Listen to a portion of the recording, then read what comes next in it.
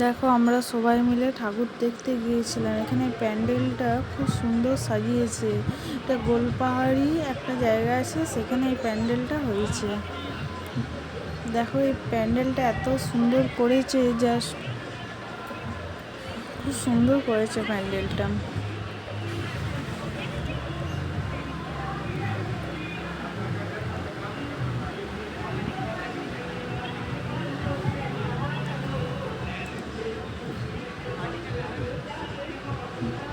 দেখো এখানে নৌকো দিয়ে কি সুন্দর একটা মানে ভেলা তৈরি করেছে, খুব সুন্দর করেছে। গণেশ ঠাকুরের মূর্তি বানিয়েছে, প্যান্ডেলটা খুব সুন্দর করেছে।